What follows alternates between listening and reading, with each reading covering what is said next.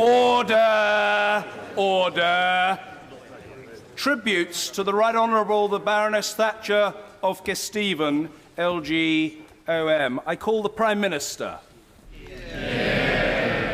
Mr. Speaker, I beg to move the motion. In the long history of this Parliament, Margaret Thatcher was our first, and so far our only, woman Prime Minister. She won 3 elections in a row, serving this country for a longer continuous period than any Prime Minister for more than 150 years. She defined and she overcame the great challenges of her age, and it is right that Parliament has been recalled to mark our respect. Mr. Speaker, it is also right that next Wednesday, Lady Thatcher's coffin will be draped with the flag that she loved. It will be placed on a gun carriage and taken to St. Paul's Cathedral, and members of all 3 services will line the route. This will be a fitting salute to a great Prime Minister. Today, we in the House of Commons are here to pay our own tributes to an extraordinary leader and an extraordinary woman. What she achieved, even before her 3 terms in office, was remarkable. Those of us who grew up when Margaret Thatcher was already in Downing Street can sometimes fail to appreciate the thickness of the glass ceiling that she broke through, from a grocer's shop in Grantham to the highest office in the land. At a time when it was difficult for a woman to become a member of Parliament, almost inconceivable that one could lead the Conservative Party, and by her own reckoning, virtually impossible that a woman could become Prime Minister, she did all 3. It is also right to remember that she spent her whole premiership, and indeed much of her life, under direct personal threat from the IRA. She lost 2 of her closest friends and closest parliamentary colleagues, Erin Neve and Ian Gow, to terrorism. And of course, she herself was only inches away from death in the Brighton bomb attack of 1984. And yet it was the measure of her leadership that she shook off the dust from that attack, and in just a few hours later gave an outstanding conference speech reminding us all why democracy must never give in to terror. Margaret Thatcher was a woman of great contrasts. She could be incredibly formidable in argument, yet wonderfully kind in private. In number 10 Downing Street today, there are still people who worked with her as Prime Minister, and they talk of her fondly. One assistant tells of when she got drenched in a downpour on a trip to Cornwall, and Margaret Thatcher personally made sure she was looked after and found her herself a set of dry clothes. Of course, she did always prefer dries to wets. On another occasion, one assistant had put in a handwritten note to Mrs. Thatcher saying, "Please, can you re-sign this minute?" Unfortunately, she had left off the hyphen, leaving a note that actually read, "Please, can you resign this minute?" To which the Prime Minister politely replied, "Thank you, dear, but I'd rather not."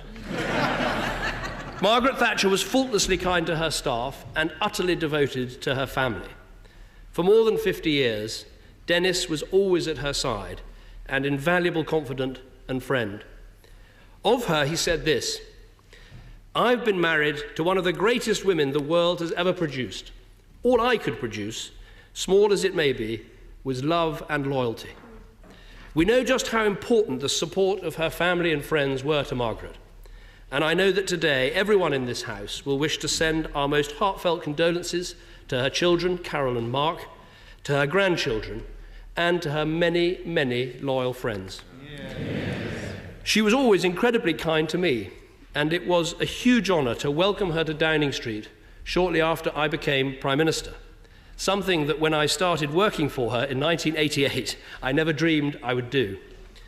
And Mr. Speaker, as this day of tributes begins, I would like to acknowledge that there are members of here in this House today from all parties who profoundly disagreed with Mrs. Thatcher, but who've come here today willing to pay their respects. And let me say to those honourable members, your generosity of spirit does you great credit, and it speaks more eloquently than any one person can of the strength and the spirit of British statesmanship and British democracy. Margaret Thatcher was a remarkable type of leader. She said very clearly, I am not a consensus politician, but a conviction politician. She could sum up those convictions, linked profoundly with her upbringing and values, in just a few short phrases. Sound money, strong defence, liberty under the rule of law. You shouldn't spend what you haven't earned. Governments don't create wealth, businesses do that. The clarity of these convictions was applied with great courage to the problems of the age. And the scale of her achievements is only apparent when you look back to Britain in the 1970s. Successive governments had failed to deal with what was beginning to be called the British disease.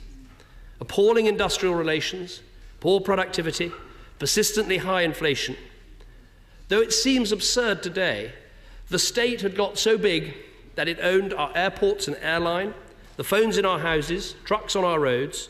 The state even owned a removal company. The air was thick with defeatism. There was a sense that the role of government was simply to manage decline. Margaret Thatcher rejected this defeatism. She had a clear view about what needed to change. Inflation was to be controlled, not by incomes policies, but by monetary and fiscal discipline. Industries were to be set free into the private sector. Trade unions should be handed back to their members. People should be able to buy their own council homes. Success in these endeavours was never assured. Her political story was one of a perpetual battle in the country, in this place, and sometimes even in her own cabinet too. Of course, her career could have taken an entirely different path. In the late 1940s, before she entered politics, the then Margaret Roberts went for a job at ICI. The personnel department rejected her application and afterwards wrote this: "This woman is headstrong, obstinate, and dangerously self-opinionated." Mr. Speaker, even her closest friends would agree she could be all of those things. But the point is this: she used that conviction and that resolve in the service of our country, and we are all the better for that. Mr. Speaker, Margaret Thatcher was also a great parliamentarian. She loved and respected this place and was for many years its finest debater. She was utterly fastidious in her preparations. I was a junior party researcher in the 1980s, and the trauma of preparation for Prime Minister's questions is still seared into my memory. Twice a week, it was as if the arms of a giant octopus shook every building in Whitehall for every analysis of every problem, every answer to every question. And her respect for Parliament was instilled into others. Early in her first government, a junior minister was seen running through the lobby. His hair was dishevelled, and he was carrying both a heavy box and a full tray of papers on his arm. Another member cried out, "Slow down, Rome wasn't built in a day." To which the minister replied, "Yes, but Margaret Thatcher wasn't the foreman on that job." As Tony Blair, rightly in my view, said this week, Margaret Thatcher was one of the very few leaders who changed not only the political landscape in their own country, but in the rest of the world too. She was no starry-eyed internationalist, but again her approach was rooted in some simple and clear principles. Strength abroad begins with strength at home. Deterrence, not appeasement. The importance of national sovereignty, which is why she fought so passionately for Britain's interests in Europe and always believed that Britain should keep its own currency. Above all, she believed to the core of her being that Britain stood for something in the world, for democracy, for the rule of law, for right over might. She loathed communism and believed in the invincible power of the human spirit to resist and ultimately defeat tyranny. She never forgot that Warsaw, Prague, Budapest, these were great European cities, capitals of free nations, temporarily trapped behind the Iron Curtain. Today, in different corners of the world, there are millions of people who know that they owe their freedom, in part, to Margaret Thatcher. In Kuwait, which she helped free from Saddam's jackboot, across Eastern and Central Europe, and, of course, in the Falkland Islands. In a week from now, as people gather in London to lay Margaret Thatcher to rest, the sun will be rising over the Falklands. And because of her courage, and because of the skill and bravery and sacrifice of our armed forces, it will rise again for freedom. Mr. Speaker, much has been said about the battles that Margaret Thatcher fought. She certainly did not shy from the fight, and that led to arguments, to conflict, yes, even to division. But what is remarkable, looking back now, is how many of those arguments are no longer arguments at all. No one wants to return to strikes without a ballot. No one believes that large industrial companies should be owned by the state. The nuclear deterrent, NATO, the special relationship, these are widely accepted as the cornerstones of our security and defence policies. We argue, sometimes very passionately, in this House about tax, but none of us is arguing for a return to tax rates of 98%. So many of the principles that Lady Thatcher fought for are now part of the accepted political landscape of our country. As Winston Churchill once put it, there are some politicians who make the weather, and Margaret Thatcher was undoubtedly one of them. Mr. Speaker, in the members' lobby of the House of Commons, there are rightly 4 principal statues. Lloyd George, who gave us the beginnings of the welfare state; Winston Churchill, who gave us victory in war; Clement Attlee, who gave us the NHS; and Margaret Thatcher, who rescued our country from post-war decline. They say, cometh the hour, cometh the man. Well, in 1979, came the hour and came the lady. She made the political weather, she made history, and let this be her epitaph, that she made our country great again. And I commend this motion to the House. Order. The question is that this House has considered the matter of tributes to the Right Honourable the Baroness Thatcher of Kesteven, LG OM. Mr. Edward Miliband. Mr. Speaker, I want to join the Prime Minister in commemorating the extraordinary life and unique contribution of Margaret Thatcher. And I want to join him in sending my deepest condolences to her children, Carol and Mark, the whole family, and her many, many close friends. Today is an opportunity for us to reflect on Margaret Thatcher's personal achievements, her style of politics, and her political legacy. And as the Prime Minister said, the journey from being the child of a grocer to Downing Street is an unlikely one. And it is particularly remarkable because she was the daughter, not the son, of a grocer. At each stage of her life, she broke the mould. A woman at Oxford when there was not a single woman in the university who held a full professorship. A woman chemist when most people assumed scientists had to be men. A woman candidate for Parliament in 1950 against the opposition of some in her local party in Dartford at the age of only 24. A woman MP in 1959 when just 4% of MPs in the whole of this House were women.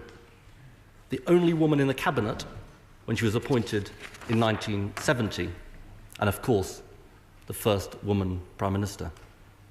Mr. Speaker, it is no wonder she remarked as early as 1965 in a speech to the National Union of Town Women's Guilds Conference, in politics, if you want anything said, ask a man. If you want anything done, ask a woman. I'm sure some people in this House, I was going to say, Mr. Speaker, I'm sure some people in this House, and no doubt many more in the country, will agree with this sentiment.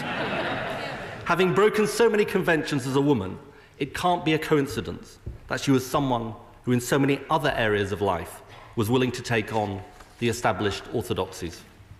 Margaret Thatcher's ability to overcome every obstacle in her path is just one measure of her personal strength. And that takes me to her style of politics. You can disagree with Margaret Thatcher, but it is important to understand the kind of political leader she was. What was unusual was that she sought to be rooted in people's daily lives, but she also believed that ideology mattered. Not for her the contempt sometimes heaped on ideas and new thinking in political life. And while she never would have claimed to be or wanted to be seen as an intellectual, she believed and she showed that ideas matter in politics. In 1945, Mr. Speaker, before the end of the war, she bought a copy of Friedrich Hayek's Road to Serfdom. There is even a story that she suggested that Conservative Central Office distribute it in the 1945 general election campaign. She said it left a permanent mark on my political character. And nobody can grasp Margaret Thatcher's achievements and Thatcherism without also appreciating the ideas that were its foundation, and the way in which they departed from the prevailing consensus of the time. In typical homespun style, on breakfast TV, she said this in 1995: "Consensus doesn't give you any direction. It is like mixing all the constituent ingredients together and not coming out with a cake. Democracy is about the people being given a choice." It was that approach that enabled her to define the politics of a whole generation and influence the politics of generations to come. The Prime Minister, the Deputy Prime Minister, and I all came of age in the 1980s, when you defined your politics by being for or against what she was doing. It's fair to say we took different paths. 30 years on, the people of Britain still argue about her legacy. She was right to understand the sense of aspiration of people across the country. She was right to recognise our economy needed to change. She said in 1982 how absurd it will seem in a few years' time that the state ran Pickford's removals and the Gleneagles Hotel. She was right. And in foreign policy, she was right to defend the Falklands and bravely reach out to new leadership in the Soviet Union. And something often forgotten, Mr. Speaker, she was the first political leader in any major country to warn of the dangers of climate change, long before anyone thought of hugging a husky. But it would be dishonest.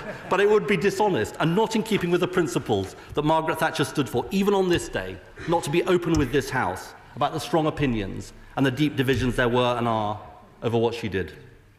In mining areas like the one I represent, communities felt angry and abandoned. Gay and lesbian people felt stigmatised by measures like Section 28, which today's Conservative Party has rightly repudiated. And it was no accident that when he became leader of the Conservative Party, the Right Honourable Member for Chingford wrote a pamphlet called "There Is Such a Thing as Society." And on the world stage, as this Prime Minister rightly said in 2006 when he was leader of the opposition, she made the wrong judgment about Nelson Mandela and about sanctions in South Africa. Mr. Speaker, debates about her and what she represented will continue for many years to come. This is a mark of her significance as a political leader, someone with deep convictions, willing to act on them. As she put it, politics is more when you have convictions than a matter of multiple manoeuvrings to get you through the problems of the day. And as a person, nothing became her so much as the manner of her final years. The loss of her beloved husband, Dennis, and her struggle with illness. She bore both with the utmost dignity and courage. The same courage she showed decades earlier after the atrocity of the Brighton bombing. And Mr. Speaker, I will always remember seeing her at the cenotaph, in frail health, but determined to pay her respects to our troops and do her duty by the country. Whatever your view of her, Margaret Thatcher was a unique and towering figure. I disagree with much of what she did, but I respect what her death means to the many, many people who admired her, and I honour her personal achievements. On previous occasions, we've come to this House to remember the extraordinary Prime Ministers who have served our nation. Today we also remember a Prime Minister who defined her age. Yeah.